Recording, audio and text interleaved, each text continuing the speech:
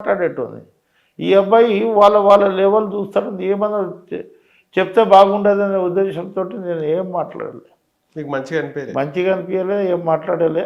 తర్వాత ఆయన party ticket ఇయ్యలే. అందుకే ఆయన రేవంత్ రెడ్డితో కూడా సరిగా సయోధ్య వాళ్ళిద్దరి మధ్యలో సఖ్యత లేదని కూడా విన్నాం. నిజమేనా? ఆయనకు విష్ణువర్ధన్ రెడ్డికి రేవంత్ ఎలక్షన్ ముంగట్నే ఇదైంది కదా, ఆయన ఇంటికి పోయింది, ఆయన ఇదైంది కదా. ఇప్పుడు ఎన్నికల టికెట్ వస్తుంది అది ఇది, కానీ మన ఇంటికి ఎవరైతే వస్తారో వాళ్ళని గౌరవించాలి. అవును, కొంత ఇది చేసుకుంటా ఇది చేసుకోవాలి, కానీ మొత్తము టచ్ లో ఉండాలి. రేవంత్ రెడ్డి ఉండాలి. ఎక్కడ పోతుంది ఇలా కాకుండా ఇప్పుడు జనార్దన్ రెడ్డి సాబ్ చూడు, గెలిచినా ఓడినా 2 సార్లు ఓడిపోయినా కాంగ్రెస్ పార్టీ గొడవల్లో సస్పెండ్ అయినా పార్టీ నిలవలే.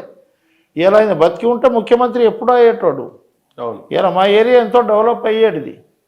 ఒక ఏరియా ముఖ్యమంత్రి అయితే ఆ ఏరియాలో నేను ఏమంటున్నా, ఇప్పుడు బోడాబండ కానీ, ఎర్రగడ్డ కానీ, హిమ్మత్ నగర్ కానీ, ఈసూగూడ కానీ, ఇవి అన్నీ సైడ్ 2 సైడ్ 3 ఆయన పట్టాలు ఇప్పించినప్పుడు రకరకాలుగా. తర్వాత ఇక్కడ షేక్పేట కానివ్వండి, అప్పుడైతే 5 ఒక్క నియోజకవర్గం ఖైరతాబాద్ నియోజకవర్గం, ఇప్పుడు 5 నియోజకవర్గాలు అయినాయి.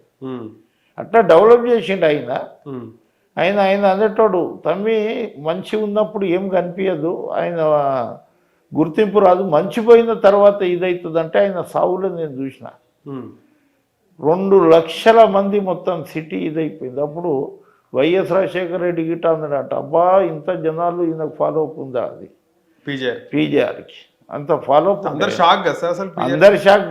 ఆయన అనేటోడు ఎప్పుడన్నా ఏమన్నా కాగలుగుతామి అంటే, అన్న ఏం మాట్లాడతావు అన్నా, నువ్వు ముఖ్యమంత్రి చూస్తాను, నీకు ఏం మాట్లాడతావు, ఏమవుతుంది నీకు, హాయిగా ఉంటావు. ఉన్నా చనిపోయిన 2 రోజుల ముందు ఈయనకు చేత కాదు పార్టీ నడిపినప్పుడు రాత్రి 2 గంటలకు పీజీఆర్ దగ్గర తీసుకుపోయినా. ఎవరు? కేసీఆర్కి. ఓకే. అప్పుడు చెప్పిన, అన్న నువ్వు పగ్గాలు పట్టు అంటే, నేను రాంతమ్మి. కేసీఆర్ పీజీఆర్ ఇంటికి పోయి నేను రాంతమ్మి, నేను మీకు సపోర్ట్ చేస్తానంటే చేసిన పాపం డబ్బులతోటి అన్ని విధాలుగా. అప్పుడు చెప్పలేము మనం, అది చెప్పడానికి వీలు ఉండదు పాపం. ఒక పార్టీలో ఉండి అంత మద్దతుకి ఇచ్చి హైదరాబాద్లో ఒక టాప్ లీడర్గా ఉండి ఒక సీఎం క్యాండిడేట్ గిట్ట ఉంటే మన మీద గౌరవంతో కదా. బీఆర్ఎస్ కి ప్రెసిడెంట్ ఉండమని చెప్పిన కేసీఆర్. నేనే చెప్పిన అన్న, కేసీఆర్ ఒప్పుకుంటే రాత్రి 2 గంటలకు పోయిన తర్వాత అన్న నాతోటి అయితలేదు, ఆర్థికంగా ఇదవుతున్నాం బాగా అంటే, మీరు ఉండండి తెలంగాణ గురించి కొట్లాడండి, నేను ఉన్నా, నేను సపోర్ట్ చేస్తాను. పాపం సపోర్ట్ చేసి నాకు బాధ ఎప్పుడు అనిపించిందంటే, ఆయన చనిపోయిన తర్వాత ఆయన మీద క్యాండిడేట్ పెట్టిండు పీజే గారు. నేను ఆయన ఇద్దరం పోయినాం. చనిపోయినప్పుడు హఠావుట్టిన పోయినాం. అబ్బాయి ఎట్లా అయిపోయింది, ఈ అబ్బాయి లేడు అప్పుడు, ఎక్కడో గోవనో ఎక్కడో ఉన్నాడు, ఈయన తెలియదు. విష్ణువర్ధన్ రెడ్డి బయట ఉన్నాడు, ఎక్కడ ఏ పని మీద పోయిండో తెలియదు. ఇట్లా అయిపోయిందంటే కిమ్స్కి పోయినాం. కిమ్స్కి పోతే ఇక్కడ డెడ్ బాడీ తీసుకొచ్చారు. కొంత జనాలు హడావుడి అయింది కదా. జనార్దన్ రెడ్డి పొద్దుగల బాగుండే మాట్లాడి షాక్ అయినా, అరే చనిపోయిండు అంటే అంతగా ఇది కదా.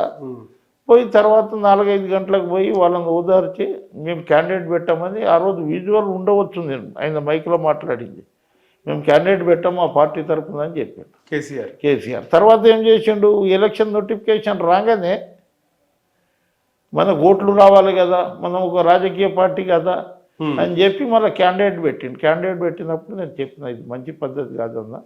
అంతకుముందు ఏముండే అంటే, ఎవడన్నా ఓడిపోతే ఎవరన్నా చనిపోతే వాళ్ళకి ఇనానిమస్ ఇస్తుండే.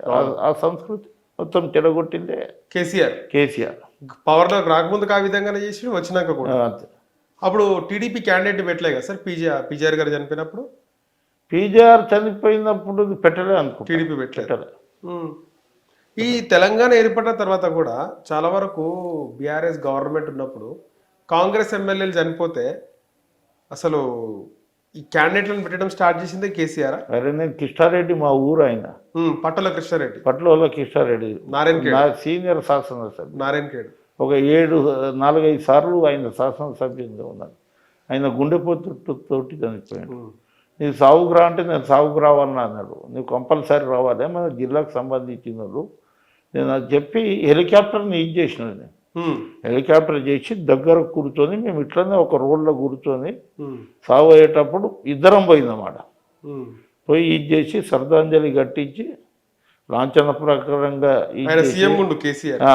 ఇది చేసి తర్వాత తమ్మి నేను పోతున్నా అంటే మంచిదన్న అని చెప్పిన.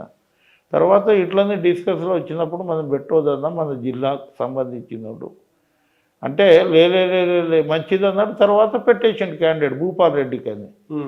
అప్పుడు పాపం అంతకుముందు ఏముండే అంటే ఎవరు గెలిచినా సింపతి ఉండే. అవును, సింపతితోటి పాపం అయ్యో అని చెప్పేటోళ్ళు.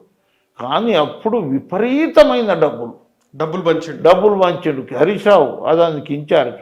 మేమందరం ఇది ఓకే. నేను మనస్ఫూర్తిగా పని చేయలే. ఈ హరీష్ రావు చెప్పిండు వచ్చి మామ రాముడు నాయకు ఇది చేయలే, లేకుంటే ఇంకో 50,000 ఓట్లు తోటి ఇంకా ఇదైతుంటే. రెండవది ఏంటంటే అప్పుడు అధికారం అంటే ఎందుకు సార్ ఒక ఎమ్మెల్యే పోతాడు కదా అని అట్లా అనుకోలేదా? అట్లా అనుకోలే. ఈయనకు చాలా భయం. మొన్న బార్డర్లు ఉండే అప్పుడు లేదు, మొన్న బట్టి విక్రమార్క అప్పుడు ఏమో ప్రతిపక్ష నాయకుడు, ఒక దళితుడు కదా, ఒక దళితుడిని ప్రతిపక్ష నాయకుడిని ఓర్వలేక సిస్టమ్ లేక అందరినీ బర్లను కొన్నాడు కదా. బర్లను కొట్టి దానికి మొత్తం పార్టీని ఇది చేసుకొని మెజారిటీ లేకుండా సిఎల్పి లేకుండా తిప్పించేసాడు. అంటే అంత భయస్థుడు. ఎప్పుడన్నా సిఎల్పి ఉండాలి, ఏదైతే ఆపోజిషన్ ఉండాలి, మాట్లాడే అవకాశం ఇవ్వాలి, ఉండాలి. అది కాకుండా మొత్తం వన్ సైడ్ చేసి భజన పరులు తానే అంటే తందాన అనేటోళ్ళని చేసుకుని తర్వాత 2023లో చెప్పిన. అప్పుడు నేను 2018లోనే వచ్చేసిన, 17-18లోనే వచ్చేసిన. అప్పుడు గెలిచిండు ఆయన. 23లో కసితోటి 5 సంవత్సరాలు పనిచేసిన. ఎవడన్నా ఎమ్మెల్సీ వదిలేసి వస్తాడా 2 సంవత్సరాలు? అసలు ఎందుకు గ్యాప్ ఎందుకు గ్యాప్ ఎందుకంటే ఆ రోజు ఏదైతే తెలంగాణకు అనుకున్నామో దళిత ముఖ్యమంత్రి, 3 ఎకరాల భూమి, KG to PG, SC STలను Tata Birla చేస్తా, రకరకాలుగా వాగ్దానాలు కదా. ఈయనకు ఏది మైనారిటీలకు 12%, ఎస్సీలకు 12%, ప్రతి ఇంటికి ఒక ఉద్యోగం, అనేక వాగ్దానాలు చేసిండు కదా. ఆ వాగ్దానాలలో ఒక్కటి సరిగ్గా చేయక 5,000 అప్పుడు 5,000 రూపాయల రుణమాఫీ, ఏది రైతు బంధు.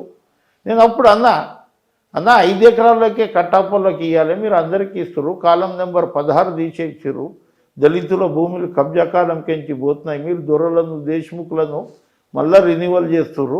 ఆ రోజు నక్సలైట్లు జెండాలు బాతి ప్రజలకు పంచిన భూములు మళ్ళీ రెన్యువల్ అవుతుంది, పట్టేదారని ఏదైతే చెప్తుందో కబ్జకాలం తీసేస్తే ఇవి చాలా అన్యాయం అని చెప్పి అది ఒకటి. రెండవది 5 ఎకరాల కంటే ఎక్కువ ఇవ్వవద్దని చెప్తున్నారు. 2. మూడవది ఇవి అన్ని స్కీమ్లు కాదు కదా ఇంపార్టెంట్. 1,200 మంది చనిపోయిన పిల్లలకు వాళ్ళకు మనము వాగ్దానం చేసినాం. వాళ్ళకి చెప్పిన నేను ఫ్రీడమ్ ఫైటర్గా డిక్లేర్ చేయండి, తెలంగాణ ఫ్రీడమ్ ఫైటర్గా కుటుంబాలకు ఎవరైతే చదువుకుండో దాని స్థాయిని బట్టి ఆ హోదాలో వాళ్ళకి ఇవ్వండి అంటే 500 మంది పైకి ఇచ్చి అందరికీ అటెండర్ ఉద్యోగాలు. ఎంఏ చేసినా నీకు అటెండర్ ఉద్యోగమే. అందు గురించి 1,200 మంది తెలంగాణ గురించి అటెండర్ ఉద్యోగాల గురించి అనేది అది ఒకటి. హిట్ టీవీ యాప్, ఇందులో short news, live news, entertainment shows, movies, digital magazines తో పాటు మీ జిల్లా వార్తలను కూడా ఫ్రీగా చూడొచ్చు. ఇంకెందుకు ఆలస్యం, వెంటనే హిట్ టీవీ యాప్ ని డౌన్లోడ్ చేసుకుని ఫ్రీగా ఎంటర్టైన్మెంట్ పొందండి. Hit TV app. Hit TV app. Please download hit TV app. Hit TV app ని ఫ్రీగా డౌన్లోడ్ చేసుకుని ఎంజాయ్ చేయండి. మీకు నచ్చిన ఎంటర్టైన్మెంట్ కోసం హిట్ టీవీ యాప్ ని ఫ్రీగా డౌన్లోడ్ చేసుకుని ఎంజాయ్ చేయండి. హిట్ టీవీ యాప్ ని డౌన్లోడ్ చేసుకుని ఆస్వాదించండి, ఆశీర్వదించండి. ఇంతమంది సెలబ్రిటీలు హిట్ టీవీ యాప్ ని డౌన్లోడ్ చేసుకోండి అని చెప్తున్నారంటే ఎంత మంచి యాప్ ఆలోచించండి. అమెరికాలో చదవాలనుకునే వాళ్ళకి విశ్వసనీయమైన పేరు మన శౌర్య కన్సల్టెన్సీ. UK లో 1 year masters, UK లో 1 year masters, 2 years work permit up to 5 years visa. Contact Shaurya Consultancy.